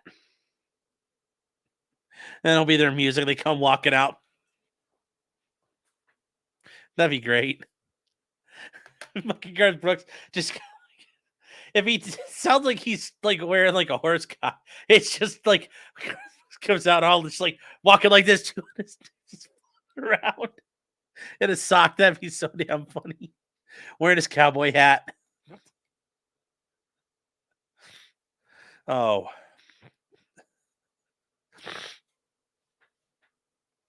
Yeah, her lawyers are for one of two things: settlement or a jury trial. Yeah, I'm sure they want a settlement though. Yeah, they come out dressed like Demolition, and they're like, D Generation X, and it's like, pow. I don't want to see their special moves though. Yeah. That'd be great. Yes, their team finishers, the Eiffel Tower. Yes. Yes. Oh yeah. Shits and jizzles. That'd be a funny one. Oh yeah, I could see that. That'd be so funny. Vince comes out like their final move. Vince pulls out the glass beaker. He's like, it's a gallon jug, Garth. Fill it up. Let's go, Garth. It's time. I'll milk you, Garth, so we can get ready. We're going to pour cum on them. So Vince like sit there and like check Garth off.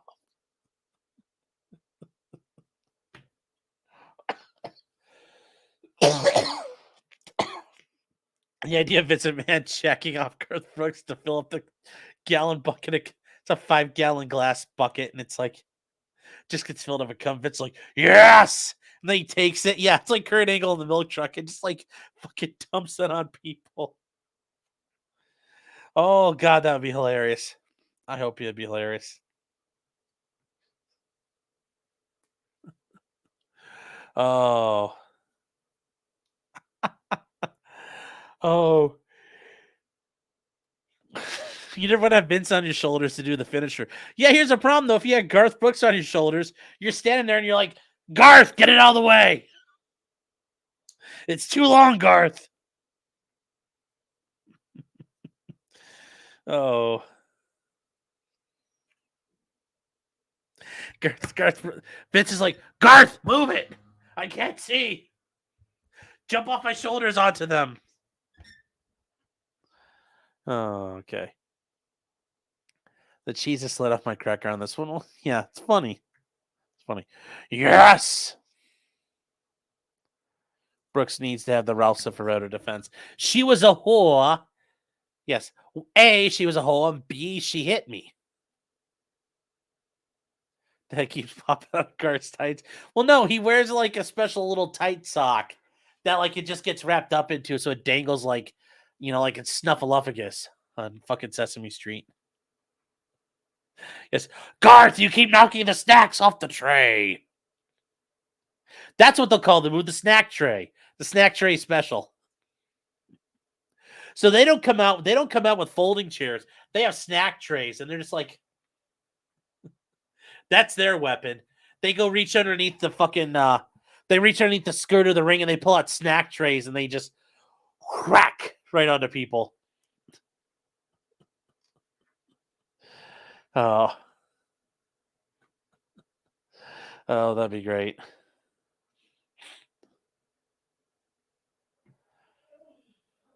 See, I'm writing you free lines, Vince. I know you're not in charge anymore, but Hunter, Triple H, baby, listen. I'm giving you free storylines here, man. Just start working on them. Hammer out the details. Give me a call. I'll help you. But yeah, Triple H, dude, help me out, dude. I'll help you. We'll get some. I got a whole season of content for you guys.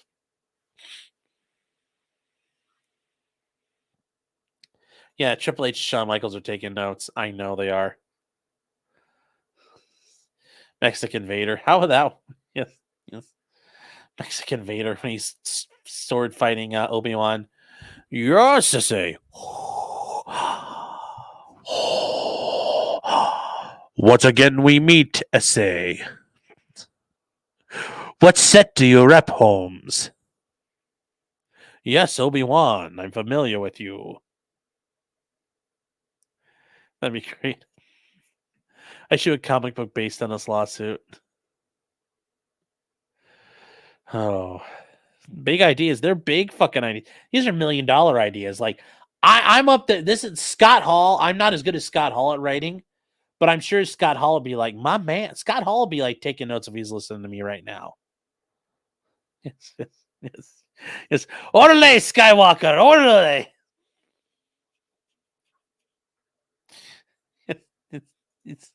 Yes, he's chasing him down the trench. He's like, the force is strong in this punta.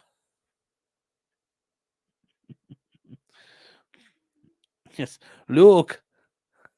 Yes, you're so too, Papi. Yes, my lightsaber's an extra long churro.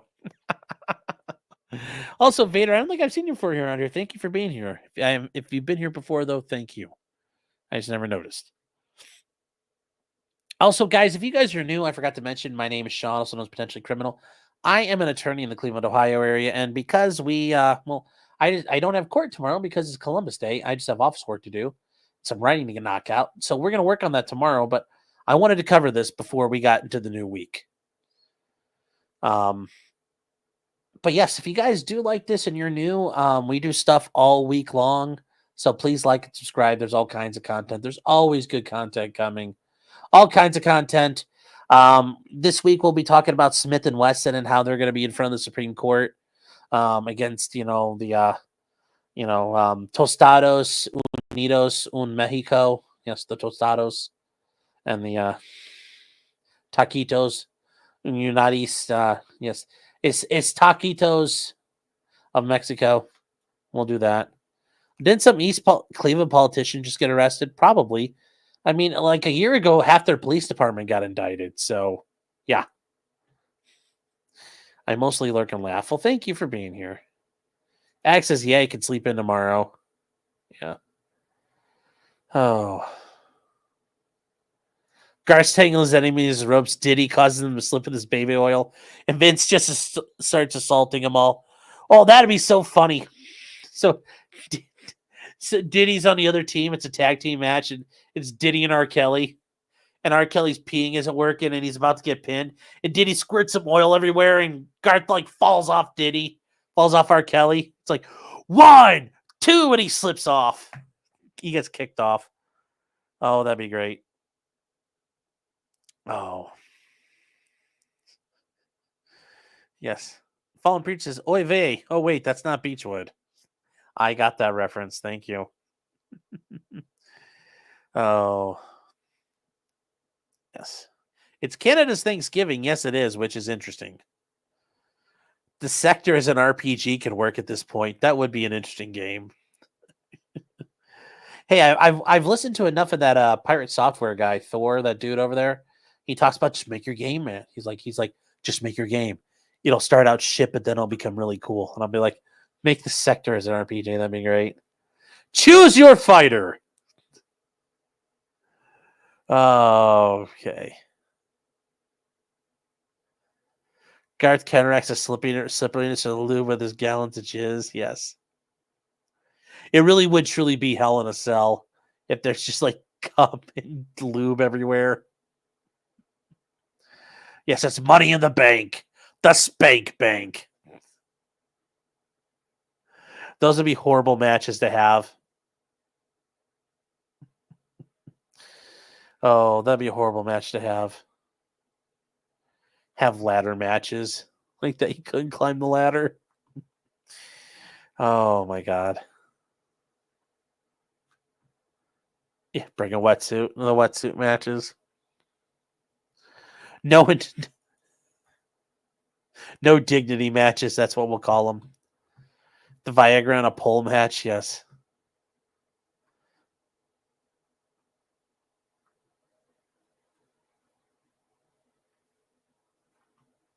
Ladders for the jizz case. Yes.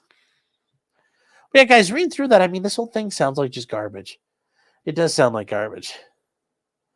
The first audience rows get free ponchos. Yes. Oh, yeah, they'd have to. Yes, gallons of jizz. That's the same as nut juice. Yes, pretty much. The debauchery chamber. Oh, that would be hilarious. That would be hilarious. Can you teach a CLE an anti-cuck law? Maybe I can at some point. I'd have to sell my CLE. You have to pitch them. If I can pitch it to the state bar, maybe they'll let me do it. Kimbo says, who will win between Garth and the lady? At this point, I don't know. I have a feeling when she's truly put under, like, this won't get to depositions. This is going to get settled out, hopefully, or dismissed on summary judgment, because this lady sounds like an absolute fucking gold digger. So, oh, I choose my Pancho to be Pancho Villa. Oh, leaders of load, yeah. So, oh, but yeah, I don't know if Runkle looked the second part. I don't know what was his opinion of this all. He thought it was all bullshit too, because this sounds like bullshit to me. This lady sounds like she's just in this to make money. Jay says, I think this chick thought she'd scare him into paying going away, but Garth called her bluff. That's a very common thing that happens. People think that the case will be over right away, and then they're like, oh no, they called my bluff and they want to go to discovery. And it's like, oh no, now I have to sit through a deposition and explain this shit. And it's not going to work.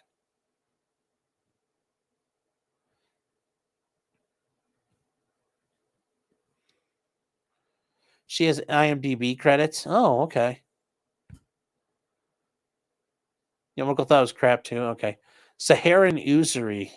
Oh, that's not good. She has disappeared. I want to see what she looks like. Well, if you type her into Google, there's a bunch of like older ladies, and then there's like realtors, and there's a lot of there's a lot of women with the name Deborah, like Wingo or Deborah Williams. So got to be careful.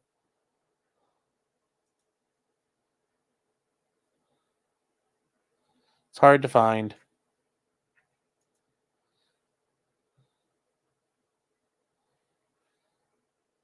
So let's see here.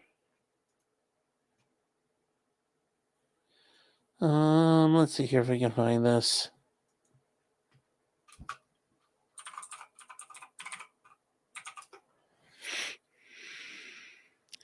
Well, if you do Deborah Williams hairdresser, that's a lot of Deborahs. So we don't know. We don't know, chat. She's somewhere.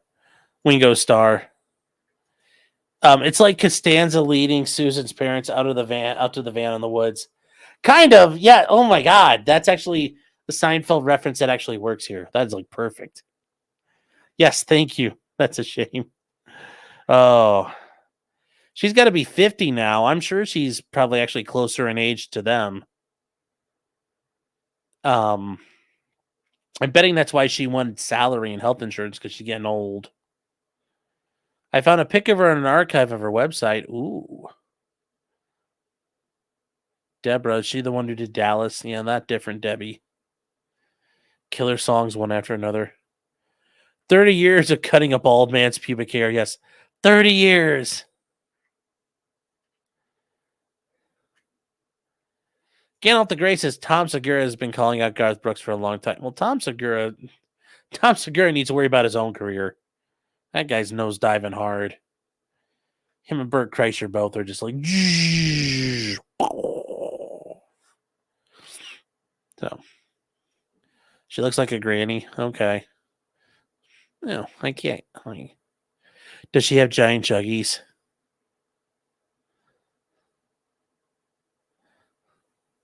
She looks like she has big titties. Oh. Yeah, 2 bears, 1 joke. Yes. Tom Segura is buddies with people like Patrick Melton. Yeah, Patrick Melton was actually pretty big in the comedy scene. Like, he helped. Like, he started doing stuff where he was able to get the ideas, like doing podcasting and kind of getting all that going. Like, he actually does have some, like, bona fides or bona fides, if you want to call it that. And it's, Melton has that going back. Like, they all know who he is. And he has connections with people. So, yeah. But it's interesting, like, talentless hacks like Bert Kreischer pull it off, and then Melton can't get it going. So, who knows?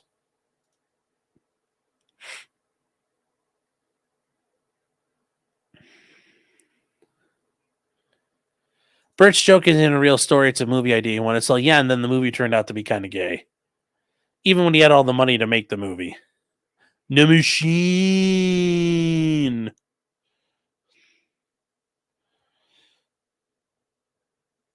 Yeah, and he finally got to make his shitty movie, too. The same Melton that's a Nick simp? No, Melton is not a Nick simp. Nick simp. Nick is a Melton simp. Melton does not go on a Nick's chat and donate and stay there and do stuff. Nick goes to Melton's chat. So, difference. There is a difference.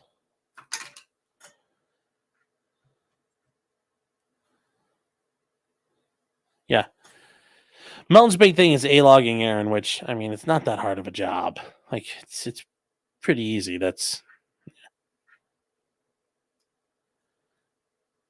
Hold on here. What are you asking, Ag? Is the Wayback Machine all good? Oh, I don't know. I think the Wayback Machine's getting attacked. I think it's not still up. I think that's a problem with it.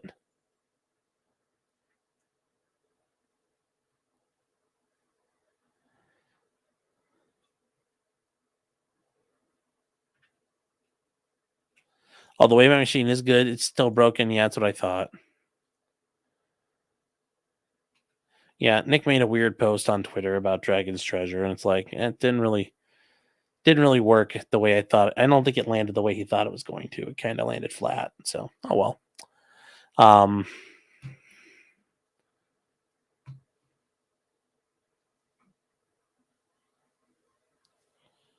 Here, what is this? 2.0 just sent me something. What do we got here? Soldier's the power of the cannon. The battalion commander.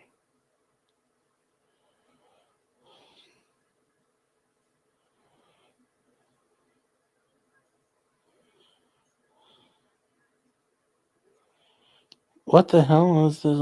All this gay stuff? Oh, well, that just seems like a lot of ridiculous Dramamine.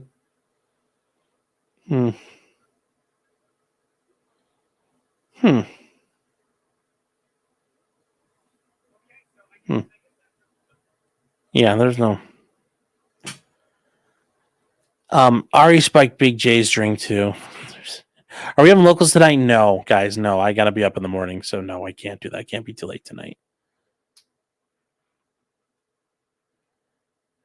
Yeah, they don't want they don't want people hobbling up, firing up the Wayback Machine and finding out about like Kamala's husband beating his secretaries or Tim Walz maybe allegedly doing things with students at the high school and taking them to concerts and being really creepy with them. So, yeah, there's a lot there, Tim the Tool says it's weeaboo tea. Well, if it was wearaboo tea, I'd be all over it. Even better. But yeah, guys, I did want to say tonight we do have sponsors. TheDragonsTreasure.com, a haven for tea and MA lovers for your teas, coffee, and soap. Not all one thing. You can buy tea, you can buy coffee, and or soap. You don't buy the thing and it doesn't double as all three. It's one column. It's not a 3-in-1. T-Man would not want you to do that. He wouldn't want you boiling the soap and drinking it. So if you guys come to the Dragon's Treasure, use a promo code criminal, get 10% off.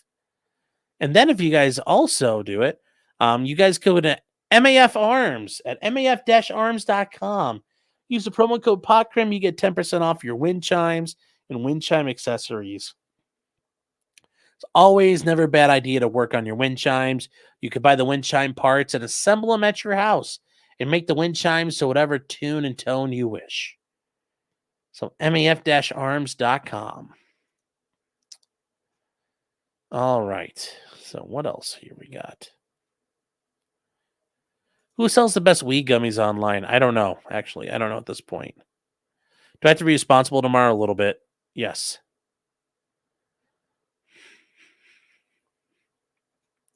Indignant People's Day tomorrow. Yes. Yes. The day that the Stone Age collided with the Renaissance. Commemorating it. 10KV says we can't have wind chimes in Canada. Well, sorry.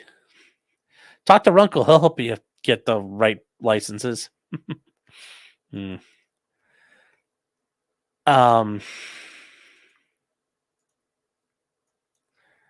Reformed Convict says, I posted on Local Street the conspiracy that Garth Brooks is a serial killer to check out sometime. I'll take a look at that tomorrow. That sounds interesting. I've never heard this theory. I don't know if he'd be a good serial killer, but that would be funny that'll be funny to look at. Paul Myron Productions gifted 5 subs. Let's go, chat. Let's go. Discovering the new world with subs. Let's get it going, chat. We got to get there. Never seen a 300-pound serial killer. Ed Kemper was a big son of a bitch who murdered women and stuff. So yes, there are big serial killers. Even in Barton Fink, what was the guy's name? What's the name of John Goodman's character? He was a big dude.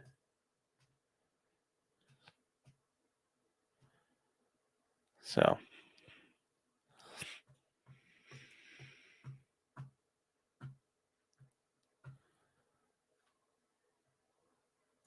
Reform says, I got some injured blood in me. Celebrate me tomorrow, chat. I'll send you a free blanket.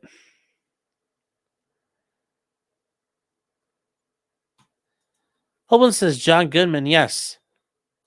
Yes, in the movie Barton Fink with John Turturro. He's in there. And yeah. Is Ed Kemper still alive? I don't know.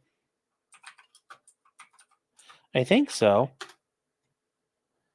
I think he's still alive. Yeah, he's 75.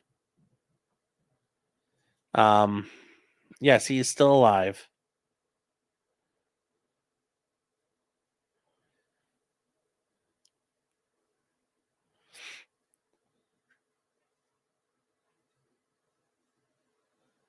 So I don't know what he's up to now. Well, I mean, he's in prison, so. Yeah, here's Ed Kemper in 2019, if you guys want to know. Ed Kemper was a nasty serial killer back in the day. Charlie Meadows. Yes, there we go. Yes, but Ted Cruz is the real serial killer. Yes, he is. But yes, big Ed Kemper. Here's Ed Kemper now. Here's Ed Kemper in 2019. Here he was in 2011. Here he was 1973. That's one of his victims. So, Yeah, the guy who played Ed Kemper on that Mindhunter show was really good. Very, very good. There's a guy out here defying Gibbs' free energy as science joke.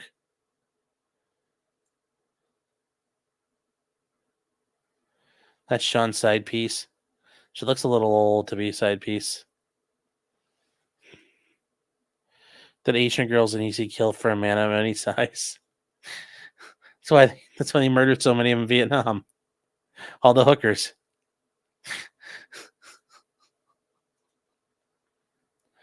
Oh.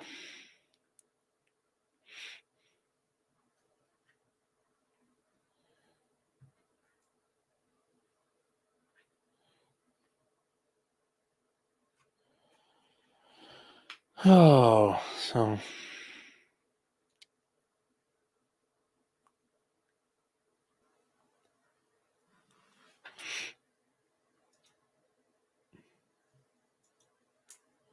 yeah, guys, I don't know what else we got here. I don't know. So Ed Kemper is eligible for parole in 2031. He was denied parole this year. A psychiatric violation defined him as classified him as a high risk to reoffend. He's 75. Who's he going to kill at this point? So that'll be interesting. So, he's waived his right to a hearing a bunch of times.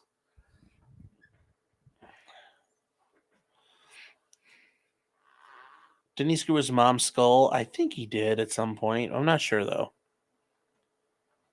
Mindhunter is really good. Sorry they canceled the series. Yeah, when they were covering the stuff in Atlanta, that was pretty... That's always an interesting story because it was like, that guy was just abducting kids in front of the police and like literally they couldn't figure it out or they couldn't stop him. So,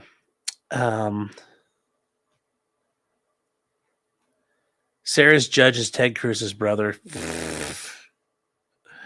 Oh, yeah. All right, chat. Well, I think we're gonna wrap it up here. It's been a good day. Got stuff to do tomorrow. So, and yeah, the little black guy. What was his name? Wayne Williams, I think. I think that's the name. Yeah, Wayne Williams. Yes, the Atlanta. Yeah, he's still alive too. He's serving life imprisonment for 2 murders.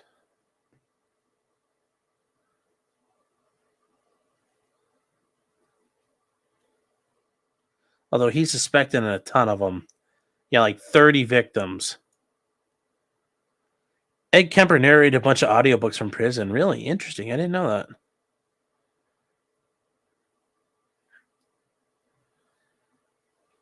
Gandalf says, anybody ever tried to hijack the Santa Maria that's on the Scioto River on Columbus Day before they relocated it? No, I didn't know that there was one down there. So, never knew about it. That's new to me. So,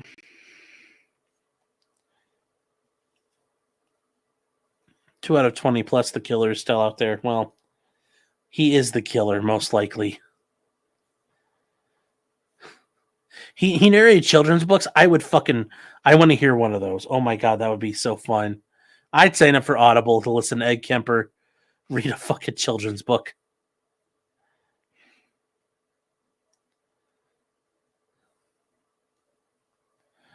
Please sing Vessel on the Way Out by Garth Brooks. No. Oh. No.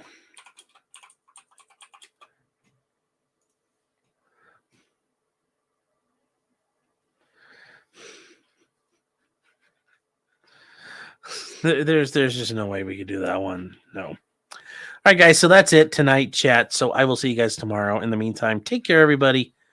And yeah, we will do something probably early on Monday afternoon and then do the local show. So until then, chat, just remember until next time, just because you did it does not mean you're guilty. And Garth Brooks, yeah, I don't think he's guilty here, guys. I don't think this happened. I don't think this happened. So I know what you mean. I know what you meant, convict. Everybody calls it the vessel, but it's the river. So no, we're not going to choose to dance the rap, choose to chase the rapids or dare to dance the tide. We're not going to do that tonight. So Diana, send me your notes. All right, everybody, take care. I will see you guys tomorrow. Good night.